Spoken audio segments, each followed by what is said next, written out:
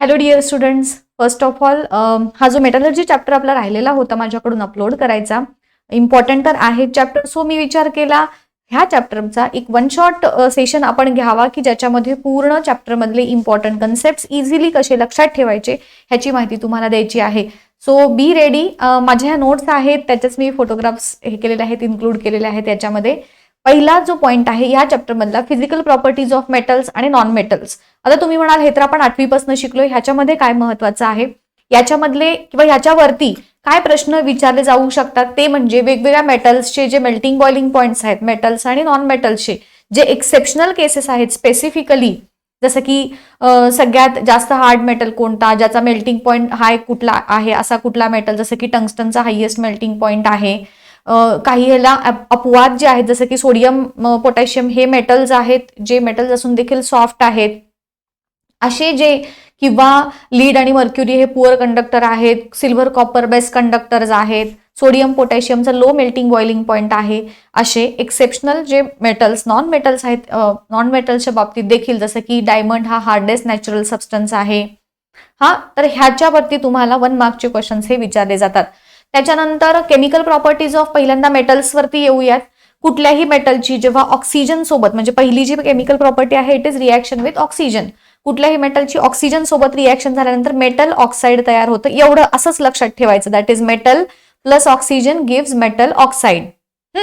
आता ऑलमोस्ट सगळे मेटल्स हे रिॲक्ट होतात, त्यापैकी रिॲक्टिव्हिटी जर बघायला गेलं तर सोडियम आणि पोटॅशियम ह्यांची खूप जास्त रिॲक्टिव्ह असतात. हे दोन मेटल्स ऑक्सिजन सोबत रिगरसली रिॲक्ट होतात आणि त्यांच्यापासून जी हीट प्रोड्यूस होते त्या हीटमुळं खूप जास्त प्रमाणामध्ये आग लागू शकते, हे तुम्हाला तर माहित आहे.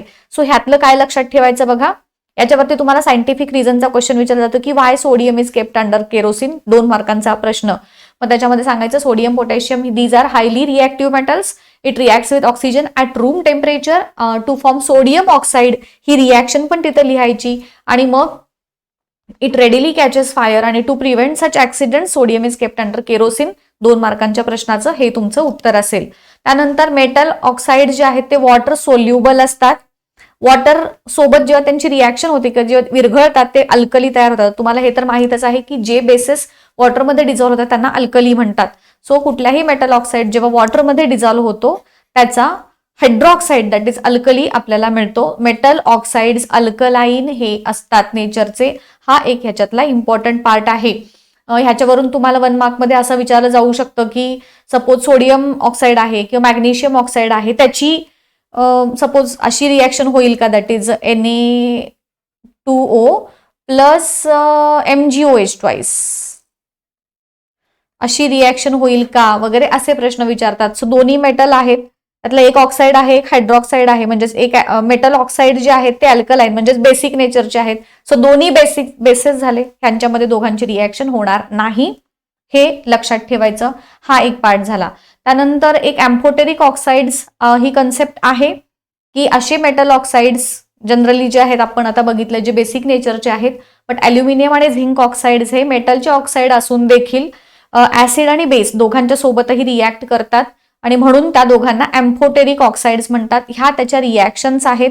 रिॲक्शन्स कधी देखील पाठ करायच्या नाहीत स्टुडंट, सगळ्यात महत्वाचा पॉईंट जर कुठला असेल तो. रिॲक्शन्स तयार करायच्या मी नेहमी तुम्हाला शिकवत असते, नेहमी सांगत असते. आता ह्याच्यातलं झिंक ऑक्साईड आणि ॲल्युमिनियम ऑक्साईड यांचे तुम्हाला फॉर्म्युली माहीत आहेत बरोबर.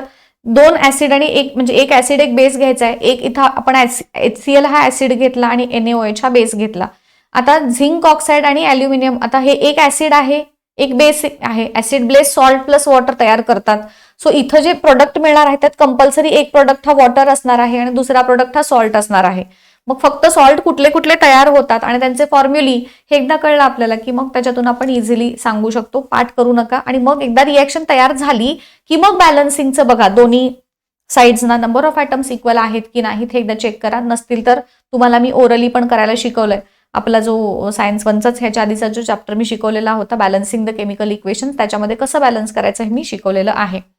त्यानंतर दुसरी रिॲक्शन मेटलची जी आहे वॉटर सोबतची, कुठल्याही मेटलची जेव्हा वॉटर सोबत रिॲक्शन होते तर हायड्रोजन गॅस रिलीज होतो.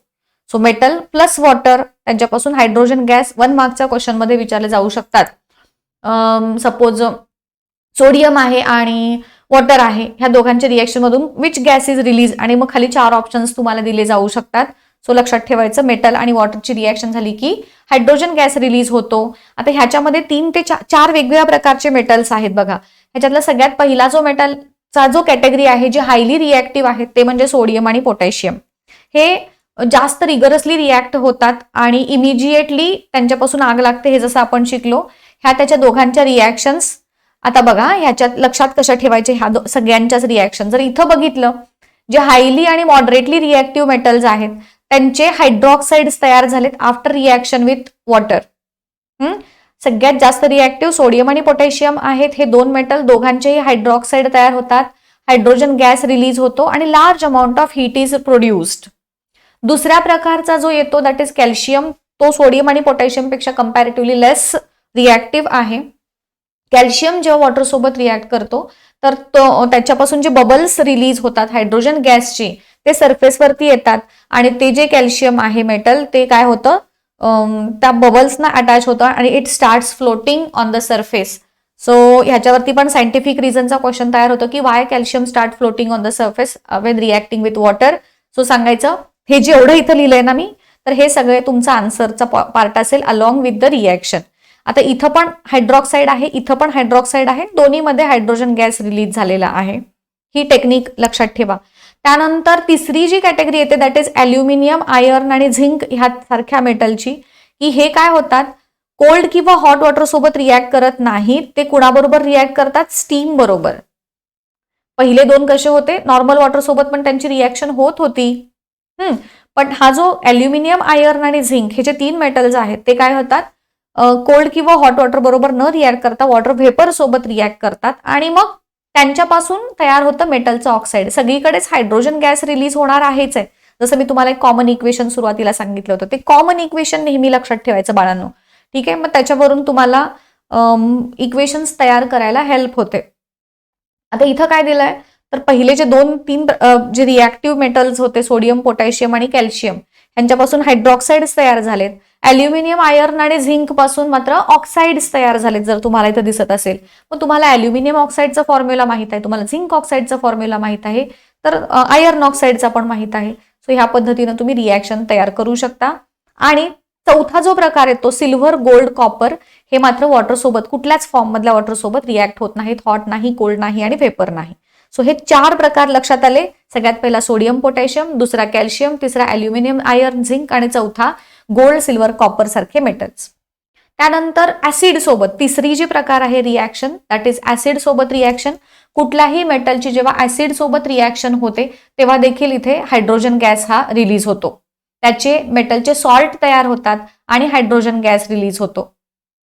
सो मग त्याचं जनरल रिॲक्शन काय झाली, metal plus acid gives salt plus hydrogen gas. हे आपलं कॉमन इक्वेशन तयार झालं. आता ह्याच्यात पण बघा 3 प्रकारचे ऍसिड्स दिलेत. पहिला ऍसिड आहे HCl that is hydrochloric acid, दुसरा आहे सल्फ्युरिक ऍसिड आणि तिसरा आहे नायट्रिक ऍसिड. आता हायड्रोक्लोरिक ऍसिड आणि मेटल ह्यांच्या बरोबर ऑब्व्हियसली क्लोराईड सॉल्ट तयार होणार. मेटल कुठलाही असेल आणि सल्फ्युरिक ऍसिड बरोबर रिॲक्शन झाल्यानंतर सल्फेट सॉल्ट तयार होणार. नायट्रिक ऍसिडच्या सोबत रिॲक्शन झाली की नायट्रेट सॉल्ट तयार होणार. रिॲक्शन्स तयार करायला सोपे आहेत. इथे नायट्रिक ऍसिडची रिॲक्शन थोडीशी वेगळी आहे अदर दॅन दीज. ह्याच्यामध्ये कॉपरचं रिॲक्शन घेतलेली आहे मेटलची. त्याची जेव्हा नायट्रिक ऍसिड सोबत रिॲक्शन होते तेव्हा 2 प्रकारचे वेगवेगळे रिॲक्शन्स, म्हणजेच एकामध्ये नायट्रोजन डायऑक्साईड आणि दुसऱ्या एकामध्ये नायट्रोजनचा ऑक्साईड नुसता तयार होतो. हा फरक आहे. ही सोडली तर बाकीच्या ह्याच्यामध्ये तुम्हाला लक्षात ठेवायला ह्या रिॲक्शन्स इझी आहेत. Then comes aqua regia. ह्याच्यावरती तुम्हाला 1 मार्कचा क्वेश्चन विचारला जातो. ॲक्वारेजिया किंवा असं कोणतं सोल्युशन आहे की ज्याच्यामध्ये गोल्ड, प्लॅटिनम सारखे मेटल्स जे आहेत ते डिझॉल्व्ह होऊ शकतात, तर इट इज ॲक्वारेजिया. ते फ्रेशली प्रिपेअर्ड मिक्सचर आहे. कुणाचं, तर कॉन्सन्ट्रेटेड HCl आणि concentrated nitric acid in the ratio of 3:1. 3% म्हणजे 3 पार्ट जर HCl घेतलं तर 1 पार्ट नायट्रिक ऍसिड घेऊन जे फ्रेशली प्रिपेअर्ड मिक्सचर आपण तयार करतो त्याला म्हणायचं ॲक्वारेजिया. 1 मार्कचा क्वेश्चन ह्याच्यावरती येऊ शकतो. Then metal with solutions of other metal salt. हे आपल्याला फर्स्ट ह्याच्यामध्ये पण झालेलं होतं, 9th मध्ये पण आपण हे शिकलेलं होतं. ह्याच्यामध्ये काय होतं, जी डिस्प्लेसमेंट रिॲक्शन आपण बघितली होती ना, टाइप्स ऑफ केमिकल रिॲक्शन, तर ही ती रिॲक्शन इथं तुम्हाला सांगायची आहे. आयर्न आणि कॉपर सल्फेट आहे. आयर्न सल्फेट किंवा फेरस सल्फेट आणि कॉपर ह्यांची रिॲक्शन होऊन हे 2 प्रोडक्ट्स तयार झाले. त्याच्यानंतर नॉन मेटल सोबत आपण शिकलेलोच आहेत. आयन्स जे आहेत ते तयार होतात आणि NaCl दॅट इज सोडियम एक मेटल आहे, क्लोरीन हा नॉन मेटल आहे, तर मेटॅलिक आयोनिक कंपाऊंड जे आहे ते तयार होतं. हा पण इझी पार्ट आहे. आपण मेन फोकस जो आहे तो तुमच्या सेपरेशनच्या मेथड्स आणि एक्स्ट्रॅक्शन वगैरे त्याच्यावरती करूयात. हा इझी पार्ट जो आहे ज्याच्यात 1 मार्क्सचे क्वेश्चन्स विचारले जातात तो थोडासा मी फास्ट घेतलाय. ठीक आहे. आता नॉन मेटल्स जे आहेत, नॉन मेटल्सचे जे ऑक्साइड्स आहेत ते ऍसिडिक आहेत. मेटल ऑक्साइड्स बेसिक होते, नॉन मेटलचे ऑक्साइड्स हे ऍसिडिक आहेत. ह्याच्यामध्ये काही केसेसमध्ये न्यूट्रल पण ऍसिड्स ऑक्साइड जे आहेत ते तयार होतात, जसं की कार्बन आणि ऑक्सिजन यांची रिॲक्शन झाल्यानंतर कार्बन मोनॉक्साईड तयार होतो which is a neutral in nature. आता नॉन मेटल विथ वॉटर फक्त तुमचे जे हॅलोजन्स आहेत त्यांचा अपवाद सोडला. इथं पण ऍसिड आणि नॉन मेटल, वॉटर आणि नॉन मेटल ह्यांच्याबरोबरचे जर रिॲक्शन्स बघितले, बाकी कोणत्याच नॉन मेटलची ऍसिड आणि वॉटर सोबत रिॲक्शन होत नाही, त्याला अपवाद आहेत हॅलोजन्सचे. तर ही एक लक्षात ठेवायचं. क्लोरीन आणि वॉटर जो आहे ह्यांची रिॲक्शन होऊन हायपोक्लोरस ऍसिड तयार होतंय. तसंच ब्रोमिन बरोबर जो आहे HBRO दॅट इज हायड्रोब्रोमिक ऍसिड तयार होईल. त्याच्यानंतर नॉन मेटल्सची ऍसिड सोबत अगेन रिॲक्शन होतं, फक्त हॅलोजनशी, बाकी कुणाची नाही. हे एक झालं. म्हणजेच वॉटर सोबत फक्त हॅलोजनची रिॲक्शन होणार आणि ऍसिड सोबत पण फक्त हॅलोजनची रिॲक्शन होणार. हायड्रोजन सोबत काही सर्टन कंडिशन्स मध्येच रिॲक्शन होते आणि मग सल्फर आणि हायड्रोजन ह्यांची रिॲक्शन होऊन हायड्रोजन सल्फाईड तयार होईल आणि इथे अमोनिया तयार होईल नायट्रोजन आणि हायड्रोजनची रिॲक्शन होऊन. 2 आहेत हे एक्सेप्शनल आहेत, हे इझिली लक्षात राहू शकतात तुमच्या. हे झाले. आता नेक्स्ट आहे आयोनिक कंपाऊंड. बाळांनो, तुम्हाला मी आयोनिक कंपाऊंड खूप वेळेस शिकवलेला आहे. 9th मध्ये पण झालंय आपल्याला, तर लक्षात ठेवा 8th मध्ये पण झालेला आहे. आयोनिक कंपाऊंड म्हणजे आपला NaCl दॅट इज मीठ लक्षात ठेवायचं आपल्याला. आणि आयोनिक कंपाऊंड कसे फॉर्म होतात, एक कॅटायन असतो, एक एनायन असतो. गिव्ह अँड टेक ऑफ इलेक्ट्रॉन्समुळे आयोनिक कंपाऊंड्स तयार होतात, जे क्रिस्टलाइन नेचर. तुम्हाला आयोनिक कंपाऊंडवरती 3 मार्कची नोट विचारली जाते. तर पहिल्या पॉईंटमध्ये तुमचं काय येईल, त्याच्यामध्ये कॅटायन्स आणि एनायन्स असतात. ट्रान्सफर ऑफ इलेक्ट्रॉन्समुळे फॉर्म होतात. तुम्ही बरेचदा मला विचारता की नाही की मोठे प्रश्न कसे तयार लक्षात ठेवायचे, आन्सर्स कशी हे करायची, तर हे लक्षात ठेवायचं की कॅटायन एनायन्स असतात. इलेक्ट्रॉनच्या ट्रान्सफरमुळं हे कंपाऊंड्स तयार होतात. ऑब्व्हियसली जो मेटल आहे तो इलेक्ट्रॉन डोनेट करतो, नॉन मेटल आहे तो इलेक्ट्रॉन ऍक्सेप्ट करतो. यांच्यामध्ये जे आयन्स फॉर्म होतात त्या आयन्सच्या असणाऱ्या स्पेसिफिक स्ट्रक्चर्समुळे हे कंपाऊंड्स क्रिस्टलाइन असतात. म्हणजे त्यांना एक डेफायनेट शेप असतो, त्यांच्यामध्ये जे मोलेक्युलची अरेंजमेंट आहे त्याच्यात एक ठराविक अँगल असतो, पॅटर्न असतो. अशा प्रकारच्या सबस्टन्सेसना आपण क्रिस्टलाइन म्हणतो. सो हे क्रिस्टलाइन असतात. त्यांच्यामध्ये रेग्युलर अरेंजमेंट ऑफ आयन, जसं तुम्हाला मी आता सांगितलं, त्याच्यामुळे त्यांचे नेचर हे क्रिस्टलाइन आहे. आता आयोनिक कंपाऊंडच्या प्रॉपर्टीज तुम्हाला जेव्हा विचारल्या जातात तर तिथं तुम्हाला चक्क मिठाच्या प्रॉपर्टीज सांगायच्या आहेत. जसं की मीठ वॉटरमध्ये डिझॉल्व्ह होतं ना, तर लिहायचं ionic compounds are water soluble. Hard आहेत, सॉलिड आहेत, मीठ सॉलिड स्टेटमध्ये असतं की नाही, मग लिहायचं ionic compound are solid and hard. But जेव्हा त्याच्यावरती आपण थोडंसं प्रेशर अप्लाय करतो त्याचे बॉन्ड्स ब्रेक होतात. सो दुसरा पॉईंट आपला लिहिला की they can break into pieces when pressure is applied. मीठ खडे मीठ असतं आपल्याला, त्याला थोडंसं आपण क्रश केलं की त्याचा पूड होते. म्हणजेच काय, नुसतं दाबायला गेलं तर ते तुटणार नाही, बट थोडं प्रेशर अप्लाय केलं की ते लगेच ब्रेक होतात. सो हा त्याची दुसरी प्रॉपर्टी झाली. गिव्ह अँड टेक ऑफ इलेक्ट्रॉन्समुळे फॉर्म झाल्यामुळं त्यांच्यामधले मेल्टिंग आणि बॉइलिंग पॉईंट्स हे हाय असतात, पाण्यात विरघळतात. इनसोल्युबल इन केरोसिन सारखे जे ऑर्गॅनिक सॉल्व्हंट्स असतात त्यांच्यामध्ये ते इनसोल्युबल असतात. इलेक्ट्रिसिटी सॉलिड स्टेटमध्ये कंडक्ट करू शकत नाहीत, फक्त लिक्विड स्टेटमध्ये आणि मोल्टन स्टेटमध्ये म्हणजेच वितळलेल्या अवस्थेमध्ये हे इलेक्ट्रिसिटी कंडक्ट करू शकतात. ह्या त्याच्या प्रॉपर्टीज. आयोनिक कंपाऊंड म्हटलं की मिठाच्या प्रॉपर्टीज सांगायच्या आहेत, फार वेगळं काही सांगायचं नाही. 3 मार्क तुम्हाला मिळणार आहेत त्याला. आणि दुसरा जो प्रकार असतो कोव्हॅलंट कंपाऊंड, जो आपण कार्बन कंपाऊंड ह्याच्यामध्ये आहे, तर त्याच्यात आयोनिक कंपाऊंडच्या टोटली अपोजिट प्रॉपर्टीज, म्हणजे मिठाच्या जे काही आहेत त्याच्या सगळ्या उलट प्रॉपर्टीज कोव्हॅलंट कंपाऊंडच्या सांगायच्या. आता वळूया त्याच्या मेन पार्टकडे, दॅट इज मेटॅलर्जी. मेटॅलर्जीची डेफिनिशन ह्याच्यामध्ये काय आहे बघा, की ज्याच्यामध्ये आपण मेटल्स एक्स्ट्रॅक्ट करतो त्यांच्या ओअर्स पासून, त्यांचं प्युरिफिकेशन करतो, तर ह्या सगळ्या प्रोसेसेस ज्या सायन्सच्या ब्रँचमध्ये आपण करतो तर त्याला म्हणतात मेटॅलर्जी.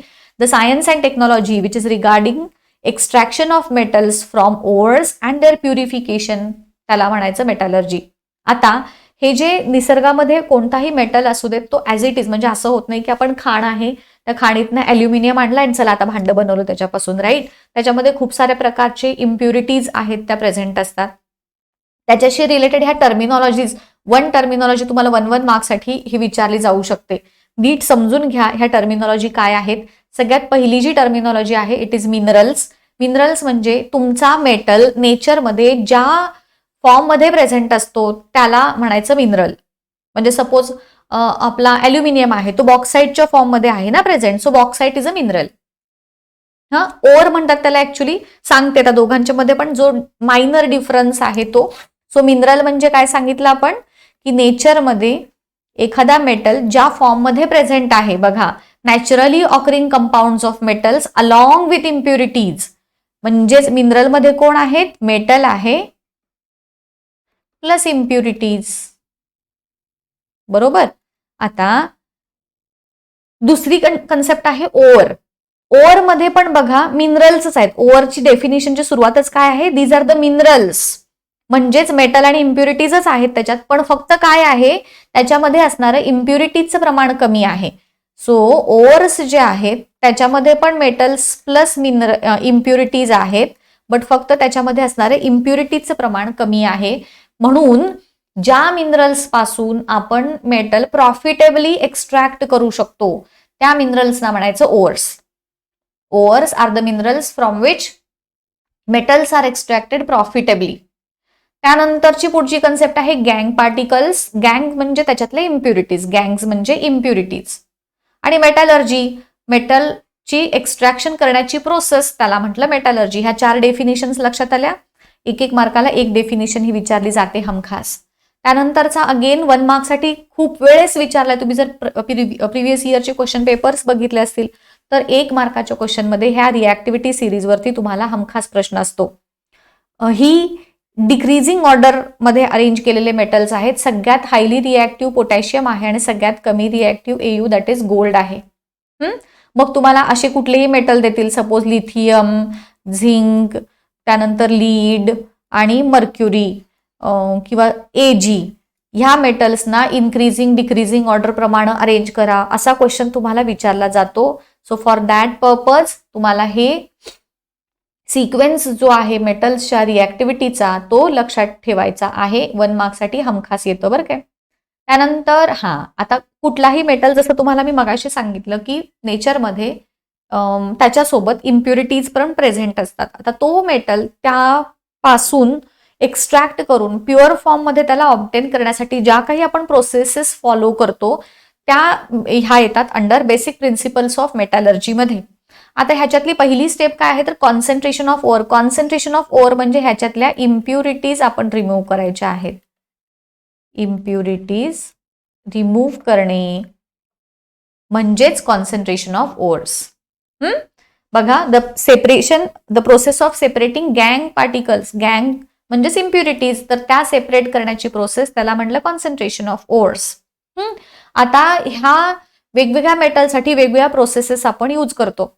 मग कोणत्या मेटलसाठी कुठली प्रोसेस यूज करायचं हे कशावरती ठरवलं जातं तर मेटलच्या फिजिकल प्रॉपर्टीज, इम्प्युरिटीजच्या फिजिकल प्रॉपर्टीज, त्यांची रिॲक्टिव्हिटी काय आहे, फॅसिलिटीज कोणत्या कोणत्या अवेलेबल आहेत, त्यानंतर एन्व्हायरमेंटल पोल्युशन होणार का किंवा कसं होईल, अशा बऱ्याचशा गोष्टी विचारात घेऊन मग आपण एखाद्या मेटलच्या एक्स्ट्रॅक्शनसाठी कोणती मेथड चूज करायचं हे ठरवलं जातं.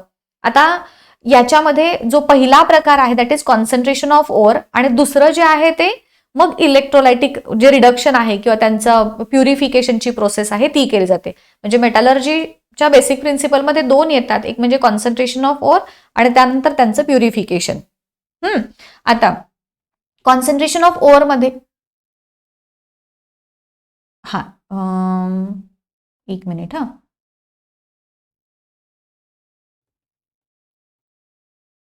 पहिली जी प्रोसेस येते याच्यामध्ये मी जसं तुम्हाला सांगितलं फिजिकल प्रॉपर्टीज, फॅसिलिटीज काय काय अवेलेबल आहेत, असे बऱ्याचशा फॅक्टर्स विचारात घेऊन आपण वेगवेगळ्या मेथड्स ज्या आहेत त्यांच्यापैकी एखादी मेथड चूज करतो. आता सगळ्यात पहिली जी प्रोसेस आहे ती बेस्ड ऑन ग्रॅव्हिटेशनल इम्प्युरिटीज आणि तुमचा जो मेटल आहे यांच्या ग्रॅव्हिटेशनल प्रॉपर्टीज, म्हणजे कुठला हलका आहे आणि कुठला थोडक्यात जड आहे, असं. ग्रॅव्हिटेशन म्हणजे काय, कुठला तरी हलका असणार एक आणि कुठला तरी हेवी असणार. मग जो हेवी आहे तो तळाशी जाईल, बरोबर की नाही, आणि हलका आहे तो बाजूला येईल. सो ह्या पद्धतीनं आपण काय करतो, ग्रॅव्हिटेशनल प्रॉपर्टीच्या बेसिसवरती दोन मेथड्स येतात, एक विल्फली टेबल मेथड आणि दुसरी आहे हायड्रॉलिक सेपरेशन मेथड. ग्रॅव्हिटेशनच्या वरती दोन आहे. समजा तुम्हाला शॉर्ट नोट विचारली की right a short note on separation based on gravitation, तर त्याच्यात दोन येतात, एक विल्फली टेबल आणि दुसरी हायड्रॉलिक सेपरेशन. आता इथं तुम्हाला दिसतंय विल्फली टेबल मेथड, ह्याच्यात काय आहे रे, तर कुठलाही लक्षात घ्या, कुठलीही प्रोसेस जी आहे तुम्हाला तो जो ओअर आहे तर तो नेचरमध्ये जसं तुम्हाला सांगितलं इम्प्युरिटीज तर त्याच्यात असतातच, पण मोठे मोठे दगडांच्या फॉर्ममध्ये तो असणार आहे, जसं की खाणींच्या मध्ये आपण बघतो. तर ते जे आहे त्याला पहिल्यांदा आपल्याला क्रश करावं लागतं मोठ्या मोठ्या क्रशर्सच्या साह्यानं, आणि मग ते जे पावडर्ड फॉर्ममध्ये आपल्याला मिळतं ना, तर त्याच्यापासून मग इम्प्युरिटी सेपरेट करायच्या आहेत आपल्याला. ही पहिली गोष्ट लक्षात ठेवा. कुठलीही जे मोठ्या मोठ्या दगडांच्या फॉर्ममध्ये असणारे जे मेटल्स त्याच्यातल्या इम्प्युरिटीज ह्यांना पहिल्यांदा आपल्याला पावडर्ड फॉर्ममध्ये कन्व्हर्ट करायचं आहे आणि मग त्यातल्या इम्प्युरिटीज आणि मेटल पार्ट हा सेपरेट करायचा आहे. सो ह्या मेथडमध्ये काय केलं जातं, आता ह्याच्यावरती तुम्हाला सगळ्यांना माहित आहे, डायग्राम पण इम्पॉर्टंट आहे आणि हे नुसती विल्फली टेबल मेथड पण तुम्हाला 3 मार्कांच्या प्रश्नांमध्ये शॉर्ट नोटसाठी विचारली जाऊ शकते. लक्षात कसं ठेवायचं, प्रोसिजर पहिल्यांदा समजून घ्या. आता ह्या पहिला पॉईंट ह्याच्यातला काय आहे, तर ऑक्साईड आणि कार्बोनेट ओअरसाठी ही मेथड यूज केली जाते. म्हणजे वेगवेगळ्या मेटल्सचे ऑक्साईड आणि वेगवेगळ्या मेटल्सचे कार्बोनेट्स त्यांच्यापासून त्यांच्या इम्प्युरिटीज सेपरेट करण्यासाठी ही मेथड यूज केली जाते. आता ह्याच्यात काय आहे, तर एक वुडन रिफल्स आहेत ऑन इन्क्लाइंड सरफेस. इन्क्लाइंड म्हणजे तिरका. आता हा जो आहे तो कंटिन्युअसली मुव्हिंग असतो, हलत असतो, आणि इथं जसं तुम्हाला दिसत होल आहेत छोटे छोटे, मध्ये स्लिट्स आहेत. आता जेव्हा आपण ही पावडर्ड ओअर ह्यांच्यातून इंट्रोड्यूस करतो, इथं काय दिलंय, वॉटर करंट आहे. आता काय होईल रे, जेव्हा इथून खाली येईल तर त्या पावडर्ड ओअर बरोबर वॉटर मिक्स होईल की नाही. मिक्स झाल्यानंतर काय होणार, तर ह्या ज्या इम्प्युरिटीज आहेत, आता ह्याच्यात बघा टेबल हा आपण व्हायब्रेटिंग ठेवला, त्याच्यातून वॉटर स्ट्रीम रिलीज केलं. इम्प्युरिटीज कशा आहेत, हलक्या आहेत, त्या खाली येतील, आणि जो तुमचे मेटल पार्टिकल्स आहेत ते हेवी आहेत, ते कुठं अडकतील, या स्लिट्समध्ये अडकतील आणि मग त्या सेपरेट केल्या जातील. म्हणजे अगेन ग्रॅव्हिटेशन, एक हलका आणि एक हेवी. हलके आहेत ते खाली येतील याच्यातून बाजूला ह्या स्लिट्समधून अडकत अडकत, आणि मग कडेला जो आहे ह्यांच्यातून काय झालं, इथे आपला जो मेटलचा पार्ट आहे तो सेपरेट झाला, आणि मग आपण ह्या पद्धतीनं इम्प्युरिटीज आणि मेटल हे सेपरेट करू शकलो. आलं लक्षात. तर त्याच्यामध्ये तुमचे मी इथं जसं तुम्हाला इम्पॉर्टंट पॉईंट्स अंडरलाईन केलेत. सगळ्यात पहिला पॉईंट तुमचा काय असेल, तर ऑक्साईड आणि कार्बोनेट ओअरसाठी यूज केलं जातं. त्याच्यानंतर टेबल आहे, नॅरो थिन वुडन रिफल्स आहेत अलॉंग, म्हणजे त्याच्यातलं काय येईल बघा, narrow and thin wooden riffles inclined सरफेसवरती आहेत. हे टेबल आपण व्हायब्रेट कंटिन्युअसली करायचं. पावडर्ड ओअर आपण काय केलं, पोर केलं आणि त्याच्यामध्ये वॉटर स्ट्रीम रिलीज केली. लाइटर गँग पार्टिकल्स, त्यांना गँग पार्टिकल्स नाही आठवलं, तुम्ही इम्प्युरिटीज म्हटलं तरी सुद्धा चालेल, carried away along with the flowing water and the heavier mineral particles are blocked in the wooden riffles and get collected on the slits between them. आता काय झालं, ह्या स्लिट्स मधून हे अडकले कोण आपले मेटल पार्टिकल्स, ते इथून इथं आले, इथून इथं आले, ह्या बाजूतून इथं आले, आणि जे आपले इम्प्युरिटीज आहेत त्या सगळ्या खाली आल्या. कळली प्रोसेस काय आहे ती. आता नेक्स्ट जो आहे hydraulic separation method. Hydraulic separation method again it is based on gravity, म्हणजे एक हलका आहे एक हेवी आहे. आता ह्यांचं पण ही कुणासाठी आहे, ऑक्साईड आणि कार्बोनेट ओअरसाठीच आहे ही पण मेथड, बरोबर. आता ह्याच्यामध्ये ग्रॅव्हिटीजच्या डिफरन्सवरती ही मेथड जी आहे ती डिपेंड करते. म्हणजेच तुमचा पहिला पॉईंट अगेन आला ऑक्साईड आणि कार्बोनेट ओअरसाठी. त्यानंतर बेस्ड ऑन स्पेसिफिक ग्रॅव्हिटीज तुम्हाला विचारतील 1 मार्कच्या क्वेश्चनसाठी देखील की कोणती मेथड आहे जी स्पेसिफिक ग्रॅव्हिटीज ऑफ मेटल आणि गँगवरती बेस्ड आहे, तर हायड्रॉलिक सेपरेशन. आता ह्याच्यात आपण काय केलंय बघा, पावडर्ड ओअर वरून रिलीज केलेली आहे आणि खालून काय केलंय, फोर्सफुली वॉटर जेट इंट्रोड्यूस केलाय. आता वॉटर जेट फोर्सफुली बॉटम मधून हे केलेलं आहे. अगेन काय होणार, त्या वॉटरच्या फोर्समुळे काय होणार, जे हलक्या इम्प्युरिटीज आहेत त्या सरफेस वरती येतील आणि जे हेवी पार्टिकल्स आहेत ते बॉटम वरती राहील. ही देखील डायग्राम नुसती तुम्हाला विचारली जाते बरं काय बाळांनो. ही देखील डायग्राम नुसती ड्रॉ करायला विचारली जाते, ही देखील विचारली जाते. तो डायग्रामची स्पेशल वेगळी प्रॅक्टिस तुम्हाला करायची आहे. Forceful jet of water is introduce from lower side. आता काय होईल, हलके इम्प्युरिटीज फ्लोट होतील अलॉंग काय म्हणणार अलॉंग द सरफेस आणि हेवी इम्प्युरिटी हेवी जे मेटल्स आहेत ते बॉटमला येतील. हा एक झाला. त्यानंतर तिसरी येते मॅग्नेटिक सेपरेशन मेथड. याच्यामध्ये एक इम्प्युरिटीज आणि मिनरल ह्याच्यापैकी एक कोणतरी मॅग्नेटिक असतं, एक कोणतरी नॉन मॅग्नेटिक असतं. ही देखील डायग्राम तुम्हाला 3 मार्कांसाठी सेपरेटली पण विचारली जाऊ शकते. डायग्राम ड्रॉ करायला व्यवस्थित लक्षात ठेवा, किंवा डायग्राम देतील त्याला नेम्स सांगा. तर ह्याच्यातला इथला जो जवळचा आहे तो बघायला गेली तर खूप सोपी आहे डायग्राम ही ड्रॉ करायला. मी फार तर एकदा बोर्डवरती तुमची घेईन पण ही डायग्राम. तर इथं जो आहे तो मॅग्नेटिक रोलर आहे हा, आणि हा नॉन मॅग्नेटिक आहे. हा कन्व्हेअर बेल्ट हा लेदरचा यूज केलाय आपण. वरून अगेन पावडर्ड ओअर आपण इंट्रोड्यूस केलेली आहे. आता काय होतंय बघा, जेव्हा तुम्ही हे पावडर्ड ओअर मधून ह्या कन्व्हेअर बेल्ट मधून रिलीज करताय, तेव्हा जे मॅग्नेटिक सबस्टन्सेस असतील ते ह्या मॅग्नेटिक जो रोलर आहे त्याला चिकटतील आणि तो त्याच्या खालच्या कलेक्टरमध्ये येऊन जमा होतील, आणि जे नॉन मॅग्नेटिक सबस्टन्सेस आहेत त्याच्यातले ते ह्या दुसऱ्या कलेक्टरमधून जमा होतील. आता हे कुणासाठी आहे तर मॅग्नेटिक नॉन मॅग्नेटिक मिनरल्स किंवा ओर्स. मी मगाशी जसं सांगितलं, एक कोणतरी मॅग्नेटिक, दुसरा कोणतं तरी नॉन मॅग्नेटिक. आता ह्याच्यामध्ये काय आहे, इलेक्ट्रोमॅग्नेटिक मशीन. बघा ह्याच्यात अगेन 1 मार्कसाठी मग असं काय होता, स्पेसिफिक ग्रॅव्हिटीवरती बेस्ड कुठली मेथड. त्यानंतर ह्याच्यावरती काय विचारलं जाऊ शकतो, इलेक्ट्रोमॅग्नेटिक मशीन कोणत्या ह्याच्यात आहे, कोणत्या मेथडमध्ये यूज केलं जातं. तर मॅग्नेटिक सेपरेशन मेथडमध्ये आपण इलेक्ट्रोमॅग्नेटिक मशीन यूज करतो. त्याच्यात 2 प्रकारचे रोलर्स असतात, एक मॅग्नेटिक एक नॉन मॅग्नेटिक, आणि कन्व्हेअर बेल्ट असतो जो जसं ते पिठाच्या गिरणीमध्ये तो रोलर फिरत असतो बघा, पट्टा चामडी असतो की नाही तसा. मग आता हा जो आहे कन्व्हेअर बेल्ट हा लेदर किंवा ब्रासचा बनलेला असतो. हा एक 1 मार्कसाठी लक्षात ठेवायचा. त्याच्यात 2 कलेक्टर व्हेसल्स ठेवलेले आहेत. आता अगेन जो पावडर ओर त्याच्यातून आपण कन्व्हेअर बेल्ट मधून रिमूव्ह केल्यानंतर जसं तुम्हाला मी आता सांगितलं त्या पद्धतीनं मॅग्नेटिक आणि नॉन मॅग्नेटिक मटेरियल जे आहेत ते सेपरेट होतील. आता ह्याच्यामधला हा जो पार्ट आहे बघा, हा पहिलावाला, ते बाकीचे आहेत ते मी ऍडिशनल दिलेत. तुम्हाला एक्झाम मध्ये हेच विचारलं जातं की कॅसेटेराइट हा कुणाचा ओर आहे, 1 मार्कचा क्वेश्चन. त्याच्यामध्ये मॅग्नेटिक कोण आहे, त्याच्यामध्ये नॉन मॅग्नेटिक कोण आहे, आणि स्टॅनिक ऑक्साईडचा फॉर्म्युला आणि मॅग्नेटिक फेरस टंगस्टेटचा फॉर्म्युला हे सेपरेटली. म्हणजे बघा 1 मार्काचे किती प्रश्न झाले ह्याच्यात. कॅसेटेराइट 1 मार्कचा कुणाचं ओर आहे, किंवा टिनच्या ओरचं नाव काय, असा उलट सुलट.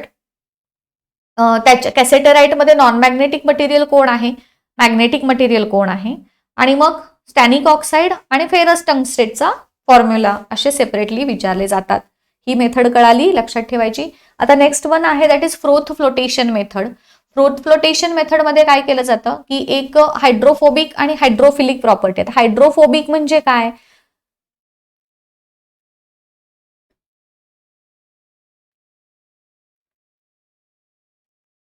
हायड्रोफोबिक म्हणजे वॉटर लव्हिंग, वॉटरकडे अट्रॅक्ट होणारे, सॉरी वॉटर पासून दूर जाणारे, वॉटर काय म्हणूयात पासून दूर जाणारे किंवा वॉटर हेटिंग म्हणूयात आपण, आणि हायड्रोफिलिक म्हणजे वॉटर लव्हिंग. मग आता जे फ्लोटेशन मेथड आपण ज्या मेटलच्या एक्स्ट्रॅक्शनसाठी यूज करतोय तर ते कोण आहेत, मेटल सल्फाइड्स आहेत. ही मेथड मेटल सल्फाइडसाठी, मगाशी जे बघितलं ते आपण ऑक्साईड आणि कार्बोनेट होते, हे मेटल सल्फाइडसाठी आहे. आता ह्यापैकी सल्फाइड्स हे हायड्रोफोबिक आहेत, म्हणजेच ऑइलकडे अट्रॅक्ट होणारे. हायड्रोफोबिक म्हणजे ऑइलकडे अट्रॅक्ट होणारे, आणि हायड्रोफिलिक म्हणजे वॉटरकडे अट्रॅक्ट होणारे असं म्हणा तुम्ही फार तर. आता ह्याच्यात आपण काय केलंय तर तो जो टँक आहे, ऍक्च्युली मी डायग्राम ह्याच्यामध्ये इन्क्लूड करायची विसरले, सॉरी फॉर दॅट. आता ह्याच्यामध्ये काय करायचं आपल्याला, तो एक टँक घेतलेला आहे, राईट. ह्या टँकमध्ये काय केलंय, एक ॲजिटेटर आपण इंट्रोड्यूस केलाय, राईट. आता ह्याच्यामध्ये अगेन वॉटरचं स्ट्रीम फोर्सफुल एअर आहे, ऍक्च्युली वॉटर नाही, एअरचं फोर्सनं आपण त्याच्यामध्ये टाकला. आता ह्याच्यात आपण युकॅलिप्टस किंवा पाईन ऑइल त्यानंतर आपला ओव्हर आहे, पावडर्ड ओव्हर त्याच्यात टाकलेला आहे, ऑइल घातलेला आहे, वॉटर घातलेला आहे. आणि जेव्हा आपण हे ॲजिटेटर, हा जो ॲजिटेटर आहे तो फोर्सफुली रोटेट करतो, त्याच्या रोटेशनमुळं आणि त्याच्यातून जी एअर रिलीज होते, ह्या सगळ्यामुळं काय होतं, ऑइल, वॉटर आणि ते जे आपले इम्प्युरिटीज आणि काय तो ओव्हर आहे, पावडर्ड ओव्हर, ते सगळे पार्टिकल्स मिक्स होतात. आता ह्याच्यातले सल्फाईड ओव्हर्स हे ऑइलकडे अट्रॅक्ट होणार आहेत आणि त्याच्यातल्या इम्प्युरिटीज ज्या आहेत त्या वॉटरकडे अट्रॅक्ट होणार आहे. ऑइल हे हलकं आहे than water, so sulphide overs हे फेसाच्या फॉर्ममध्ये, फेस जो येईल, फ्रोथ येईल ना त्याला, म्हणून त्याला म्हटलं फ्रोथ फ्लोटेशन, तर त्याच्या फॉर्ममध्ये सरफेसवरती येतील आणि मग तिथून ते बाजूला काढले जातील आणि बॉटमला येतील सगळ्या इम्प्युरिटीज त्या बॉटम मधून बाजूला काढल्या जातील. आलं लक्षात? ह्याच्यामध्ये काय, कशा पद्धतीने किंवा काय यूज केलं जातं, कशा मेथड आहे ह्या फ्रोथ फ्लोटेशन मेथडमध्ये. ओके, आता ही कुणासाठी यूज केलेली आहे तर झिंक ब्लेंड आणि कॉपर पायराइट.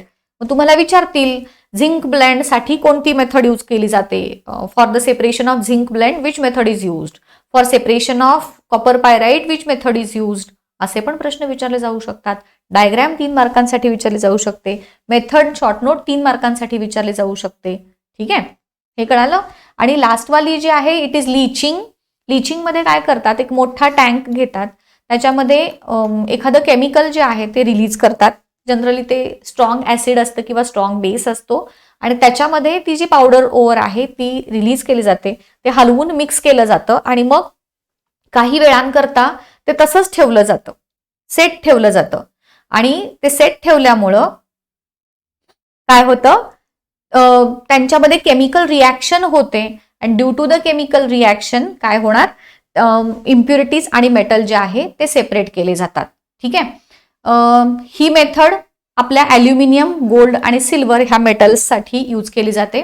आता बघूयात next part, extraction of metals. याच्यामधला पहिला जो एक्स्ट्रॅक्शन आहे ॲल्युमिनियमचं, ह्याच्यामध्ये एक्स्ट्रॅक्शन करताना तुम्हाला हे तर माहीतच आहे की बॉक्साईट हा ॲल्युमिनियमचा ओव्हर आहे, त्याच्यामध्ये Al2O3 आहे.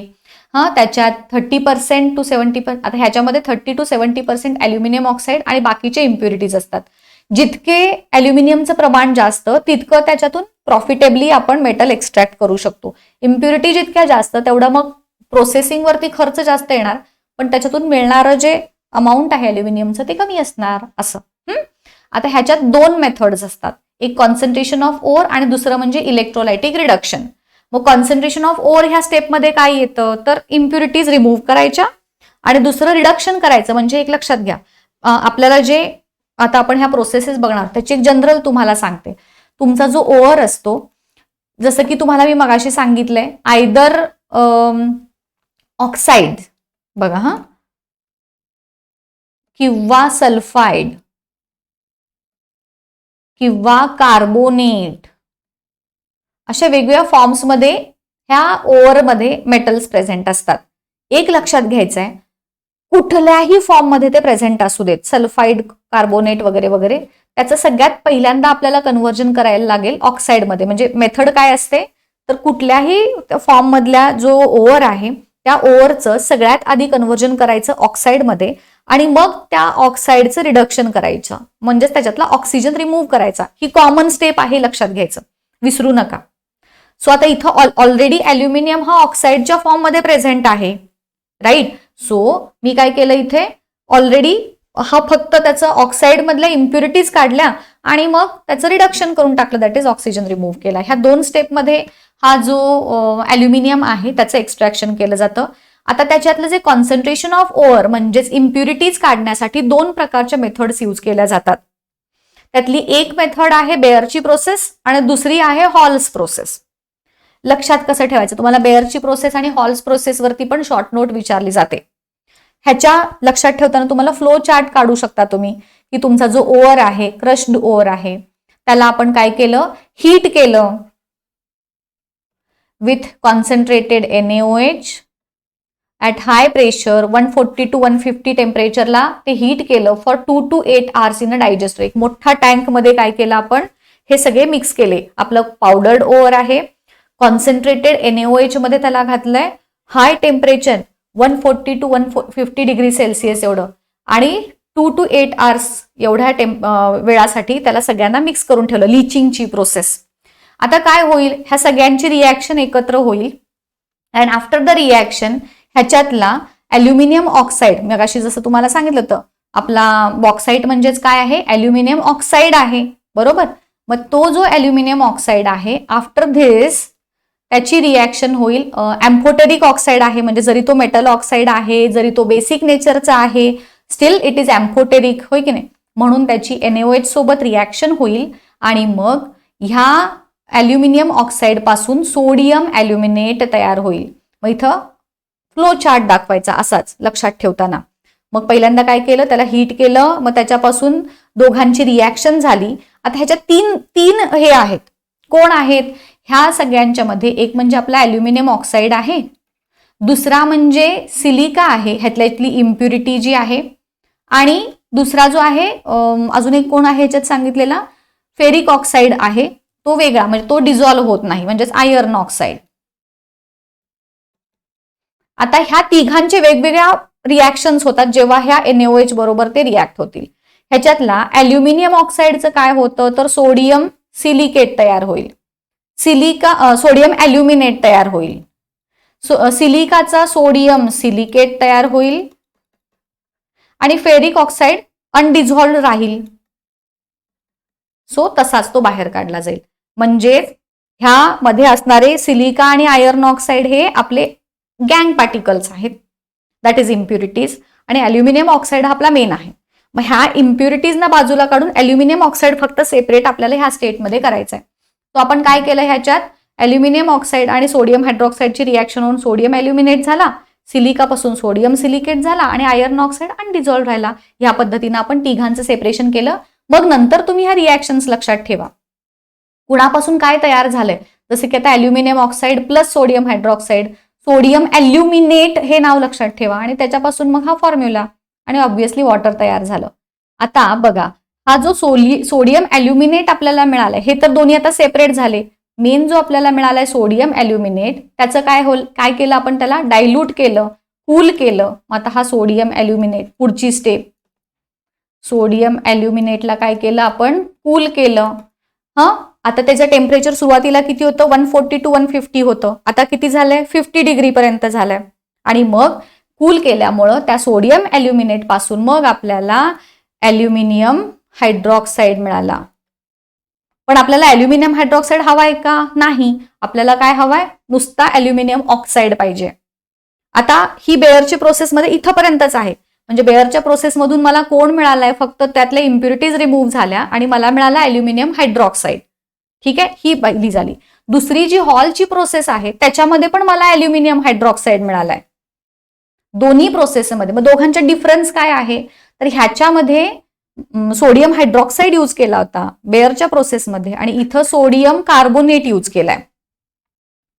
आलं लक्षात, म्हणजेच क्रश्ड ओर आणि इथे सोडियम कार्बोनेट आणि मग त्याच्यामध्ये सोडियम ॲल्युमिनेटच तयार झाला पहिल्यांदा, जसा इथं आपल्याला बघितलंय. बाकी इम्प्युरिटीज ह्या कुणाशीच रिॲक्ट होणार नाहीत, त्यामुळे त्या बाजूला पडतील आणि डायरेक्टली, मग ही हॉलची प्रोसेस शॉर्ट आहे, पटकन होणार, त्यामुळे मोस्टली ही प्रोसेस फॉलो केली जाणार. बरोबर, सोडियम कार्बोनेट पासून डायरेक्टली सोडियम ॲल्युमिनेट आपल्याला मिळाला. इथं काय होतं रे, तर ह्या सिलिकेट वगैरे त्यांच्या पण रिॲक्शन झाल्यात ना, तर इथं तसं काही नाहीये. हे डायरेक्टली ह्या सोडियम म्हणजे सिलिका किंवा आयर्न ऑक्साईड ह्यांची कुणाची सोडियम कार्बोनेट सोबत रिॲक्शन न होता ते तसेच अनडिझॉल्व्ड फॉर्ममध्ये सेपरेट होतील आणि सोडियम कार्बोनेट आणि अल्युमिनियम ऑक्साईड जो आहे त्यांची रिॲक्शन होईल आणि सोडियम ॲल्युमिनेट तयार होईल. मगाशीच ती रिॲक्शन आहे इथे, फक्त सोडियम इथे कार्बोनेट घेतलाय, मगाशी हायड्रॉक्साईड होता. आलं लक्षात. आता हा जो फिल्ट्रेट उरला, फिल्ट्रेट म्हणजे सोडियम ॲल्युमिनेट जो मिळाला, आता बघा हा ओर प्लस सोडियम कार्बोनेट, ह्याची कशी फ्लोचार्ट तयार कराल बघा. ह्या दोघांच्या पासून काय तयार झाला, सोडियम ॲल्युमिनेट. आता त्याला काय केलं, वार्म केलं, त्याच्यापासून CO2 गॅस रिलीज केला त्याच्यावरून आणि त्याला मग मिळाला आपल्याला ॲल्युमिनियम हायड्रॉक्साईड. अगेन ह्या पण प्रोसेसमधून ॲल्युमिनियम हायड्रॉक्साईड, बेअरच्या प्रोसेसमधून पण ॲल्युमिनियम हायड्रॉक्साईड, इथून पण ॲल्युमिनियम हायड्रॉक्साईड, हे दोन मिळाले. आता ह्या दोन्ही ॲल्युमिनियम हायड्रॉक्साईड काय केलंय आपल्याला, त्याला फिल्टर केलं, वॉश केलं, हीट केलं. दोन्ही प्रोसेसमधून मिळालेल्या ॲल्युमिनियम हायड्रॉक्साईडला आपण फिल्टर केलं, हीट केलं, कॅल्सिनेट म्हणजे हीट केलं. आणि बघा इथं किती 1000 डिग्री सेल्सिअस ऑलमोस्ट त्याला हीट दिली आहे. आणि मग त्याच्यापासून आपल्याला Al2O3 मिळालाय. प्रोसेस कळाल्या, दोन्ही बेअरची प्रोसेस आणि हॉलची प्रोसेस दोघांच्या मध्ये असणारे सिमिलॅरिटीज आणि डिफरन्सेस सेपरेटली प्रश्न विचारला जातो.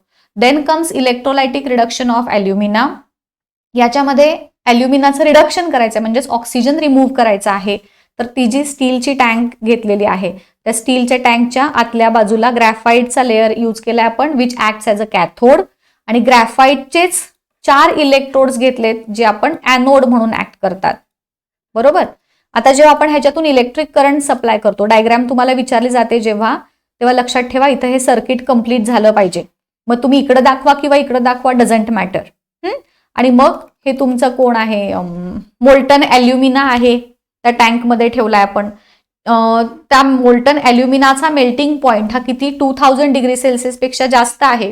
तो कमी करण्यासाठी म्हणजे जवळजवळ 1000 पर्यंत आणण्यासाठी म्हणून त्याला काय केलंय आपण, त्याच्यामध्ये फ्लूरस्पार आणि क्रायोलाइट ह्या दोघांना मिक्स केलंय. सो दॅट त्याचा मेल्टिंग पॉइंट 2000 पासून रिड्यूस होऊन 1000 पर्यंत येईल. आता मग इलेक्ट्रिक करंट जेव्हा त्याच्यातून पास होईल, ॲल्युमिनियम आणि ऑक्साईड हे जे दोन ऑक्सिजन हे जे दोन मेटल्स आणि ऑक्सिजन आहे, मेटल आणि ऑक्सिजन, त्यापैकी ॲल्युमिनियम हा कॅथोडवरती रिलीज होईल. That is negative electrode. हा जो आहे इट इज कॅथोड आणि हा जो आहे तो ॲनोड. ॲल्युमिनियम ह्या कॅथोडवरती येईल की जो बॉटम मधून सेपरेट करून बाजूला काढला जाईल आणि ऑक्सिजन जो आहे तो ॲनोडवरती रिलीज होईल. आता ॲनोड हा पण कार्बनचाच आहे, ग्रॅफाईट हा कार्बन आहे. आता जेव्हा ह्या कार्बन दॅट इज ॲनोडची ऑक्सिजन सोबत रिॲक्शन होते, CO2 गॅस रिलीज होणार. बरोबर. CO2 गॅस रिलीज होणार आणि त्याचं ऑक्सिडेशन होणार ना थोडक्यात. आणि त्यामुळं त्या ॲनोडची वर्किंग एफिशियन्सी कमी होणार आणि हळूहळू ही प्रोसेस स्लो होईल. जसं जसं ह्याचं ऑक्सिडेशन होईल तसं तसं त्या ॲनोडची वर्किंग एफिशियन्सी कमी होईल आणि म्हणून टाइम टू टाइम हे ॲनोड बदलावे लागतात. अगेन सायंटिफिक रिझनचा क्वेश्चन की why anodes are to be replaced time to time in the electrolytic reduction. तर हे सांगायचं. Aluminum, oxygen get liberated at anode, which reacts with anode to form CO2. Due to oxidation, the efficiency of anode is reduced आणि म्हणून ते replace केले जातात. Cathode reaction, anode reaction तुम्हाला 1-1 मार्क्ससाठी separately विचारले जातात. हे झाली इलेक्ट्रोलायटिक रिडक्शन. आता मॉडरेटली रिॲक्टिव्ह मेटल्स मध्ये येतात झिंक आणि आपला आयर्न. मॉडरेटली रिॲक्टिव्ह मध्ये 3 रिॲक्शन्स बघायचे आहेत. एक म्हणजे रोस्टिंग, दुसरा म्हणजे कॅल्सिनेशन आणि तिसरा म्हणजे थर्मिट रिॲक्शन. ह्या सगळ्याच येतात मॉडरेटली रिॲक्टिव्ह मेटल्सच्या बाबतीत. एक मिनिट. आता पहिल्यांदा बघूयात रोस्टिंगची रिॲक्शन. रोस्टिंग हे सल्फाईड ओअरसाठी केलं जातं. तुम्हाला रोस्टिंग आणि कॅल्सिनेशन मध्ये डिफरन्स पण विचारला जाऊ शकतो. आणि कार्बोनेट ओअरसाठी कॅल्सिनेशन, CC असं लक्षात ठेवा. कार्बोनेट साठी कॅल्सिनेशन, रोस्टिंग साठी हे सल्फाईड साठी येतं. मग ह्याच्यामध्ये काय केलं जातं रोस्टिंग प्रोसेसमध्ये, दोन्ही प्रोसेसमध्ये दोघांनाही हीटच द्यायची आहे, दोघांनाही हीट दिलेली आहे. पण त्यात फरक काय आहे बघा, इन प्रेझेन्स ऑफ एअर आणि कॅल्सिनेशन जे आहे इन लिमिटेड एअर. आता लिमिटेड आणि खूप एक्सेस एअर म्हणजे काय, तर लिमिटेड म्हणजे limited amount of air present असेल आणि एक्सेस एअर म्हणजे त्याला जेवढी ज्वलनासाठी गरजेचं आहे त्याच्यापेक्षा जास्त ऑक्सिजन अवेलेबल असेल, असं डोक्यात ठेवा. मग फरक कसा येईल, सल्फाईड ओअरसाठी रोस्टिंग, कार्बोनेट ओअरसाठी कॅल्सिनेशन. ह्याच्यामध्ये इन एअर आणि इन लिमिटेड एअर हा दुसरा फरक झाला. दोन्हीही प्रोसेसमध्ये सल्फाईड असू देत किंवा कार्बोनेट असू देत त्यांचं कन्व्हर्जन होतं इनटू ऑक्साईड. ऑब्व्हियसली जेव्हा ऑक्सिजन सोबत रिॲक्शन झाली ऑक्साईड तयार झालं. म्हणजेच रोस्टिंगमध्ये झिंक ऑक्साईड मिळालं फ्रॉम सल्फाईड, कॅल्सिनेशनमध्ये पण झिंक ऑक्साईड मिळालं फ्रॉम कार्बोनेट. मग आता इथं तुम्हाला हा फरक कसा लक्षात ठेवाल, तर जिथे एक्सेस एअर म्हणलंय ना आपण इथं एक्सेस एअर आहे आणि इथे ही लिमिटेड एअर आहे. सो जिथे एक्सेस एअर आहे तिथे आपण +O2 घेतलाय, जिथे लिमिटेड एअर आहे त्याला डायरेक्टली आपण ॲरो दाखवून त्याच्यापासून ऑक्साईड मिळालंय असं लिहिलंय. आता इथं सल्फाईड ओअर पासून जेव्हा रिॲक्शन होते तेव्हा SO2 गॅस रिलीज होतो, कार्बोनेट ओअर पासून CO2 गॅस रिलीज होतो. 3 ते 4 फरकाचे मुद्दे इथं तयार होतात बघा. तर रोस्टिंग आणि कॅल्सिनेशन वरती प्रश्न विचारला तर कसं सांगाल.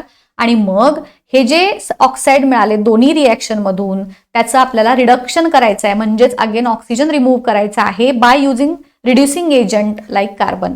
मग अशी पण आपण ह्या प्रोसेसमध्ये कार्बनच यूज केला होता. हा पण कार्बन आहे, हा पण कार्बन आहे. तसाच इथे देखील आपण कार्बन यूज केला आणि मग ऑक्साईड मधला ऑक्सिजन आणि झिंक हे सेपरेट केलं आणि मग आपल्याला मेटल मिळालं.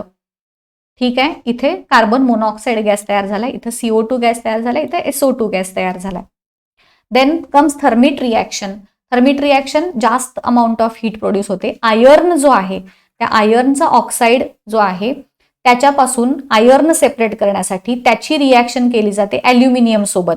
आणि मग जे आपण डिस्प्लेसमेंट रिॲक्शन म्हणतो दॅट इज आयर्न ऑक्साईड आणि ॲल्युमिनियम ह्या दोघांची रिॲक्शन होते, डिस्प्लेसमेंट होतं आणि मग आयर्न सेपरेट होतो आणि ॲल्युमिनियम ऑक्साईड तयार होतं आणि त्याच्या प्रोसेसमधून large amount of heat produce केली जाते आणि म्हणून आपण इथं हीट लिहिली.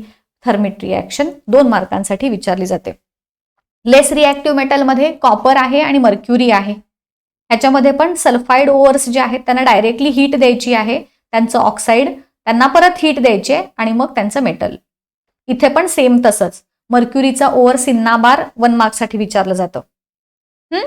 त्यानंतर रिफायनिंग ऑफ मेटल्स. आता जे सगळे मेटल ह्या सगळ्या प्रोसेसेसमधून आपल्याला जे मेटल्स मिळालेले आहेत ते अजूनही काही अमाऊंट ऑफ इम्प्युरिटीज त्याच्यामध्ये प्रेझेंट असतात. जसं की आपण शेतामध्ये धान्य हे करतो तिथं पण त्यातली इम्प्युरिटीज काढतात, पण तरी सुद्धा घरी आणून त्याला आपण पाखडणं निवडणं वगैरे करतोच. तसं ह्या ज्या मेटल्स मिळालेत आपल्याला ह्या सगळ्या प्रोसेसेसमधून त्यात सुद्धा काही ना काही अमाऊंटची अजून देखील इम्प्युरिटीज राहिलेली असेल तर त्याला रिफायनिंग केलं जातं युझिंग इलेक्ट्रोलायसिस, म्हणजेच इलेक्ट्रिक करंट पास करून. आणि मग नेक्स्ट पार्ट येतो दॅट इज करोजन. आता ह्यातले पण प्रश्न बघा. करोजन तर तुम्हाला माहित आहे मेटलचं डिस्ट्रक्शन होतं due to effect of air, moisture et cetera. 1 मार्कसाठी डेफिनिशन झाली. आता आयर्नची जेव्हा एअर सोबत रिॲक्शन होते रेड कलरचा आयर्न ऑक्साईड तयार होतो ज्याला रस्ट म्हणतात, 1 मार्कसाठी विचारतात. त्यानंतर कॉपर जो आहे तांब्याची भांडी जेव्हा CO2 सोबत रिॲक्ट होतात तेव्हा CuCO3 ग्रीनिश कलरचं तयार होतं. जे मी गोल गोल वर्ड केलेत ना त्याच्यावरती 1 मार्कचे प्रश्न विचारतात. सिल्व्हरची रिॲक्शन हायड्रोजन सल्फाईड वरती होते आणि सिल्वर ऑक्साईड तयार होतं. त्याच पद्धतीनं हे 1 मार्कचे क्वेश्चन झाले आपले. कुठल्या मेटलची हवेतल्या कोणत्या घटकाशी रिॲक्शन होते. आयर्नची एअर सोबत रिॲक्शन होते, रेडिश कलरचा रस्ट तयार होतो. कॉपरची CO2 सोबत रिॲक्शन होते, ग्रीनिश कलरचा कॉपर कार्बोनेट तयार होतो. सिल्व्हरची H2S सोबत रिॲक्शन होते आणि ब्लॅकिश कलरचा सिल्वर ऑक्साईड तयार होतो. त्यानंतर प्रिव्हेन्शन ऑफ करोजन हे तर आहेच, तुम्हाला 5 मार्कांचा प्रश्न ह्याच्यावरती विचारला जातो. हे सोपं आहे. प्रिव्हेन्शन ऑफ करोजन मध्ये आपण आयदर ऑइल, ग्रीस ह्यांचे किंवा वॉर्निशचे लेअर लावतो. त्यानंतर गॅल्व्हनायझिंग मध्ये काय करतो, झिंकचा लेअर अप्लाय करतो मेटलवरती. टिनिंग मध्ये मोल्टन टिनचा लेअर अप्लाय करतो ज्याला आपण कलही लावणं म्हणतो. ॲनोडायझेशन मध्ये मेटल्सवरती त्यांच्याच ऑक्साईडचा लेअर दिला जातो. इलेक्ट्रोप्लेटिंग मध्ये लेस रिॲक्टिव्ह मेटलचा लेअर दिला जातो हायली रिॲक्टिव्ह मेटलच्या सरफेसवरती. अलॉईंग मध्ये आपण मिक्सचर्स करतो जसं की ब्रॉन्झ हे विचारतात 1 मार्कसाठी. ब्रॉन्झ कुणाचं मिक्सचर आहे, स्टेनलेस स्टील कुणाचं मिक्सचर आहे, अमॅलगम कशाला म्हणतात वगैरे वगैरे. तर नुसता मर्क्युरी आणि कुठलाही मेटल असेल तर त्याला अमॅलगम म्हणतात. त्यात स्पेसिफिकली सिल्वर अमॅलगम म्हणजे सिल्वर आणि मर्क्युरी, गोल्ड अमॅलगम म्हणजे गोल्ड आणि मर्क्युरी. ओके, आलं लक्षात. So this was all about आपली मेटॅलर्जी. शॉर्टमध्ये महत्त्वाचे पॉईंट सांगण्याचा प्रयत्न केलेला आहे. व्हिडिओ कसा वाटला नक्की कळवा. All the best to you. Thank you so much.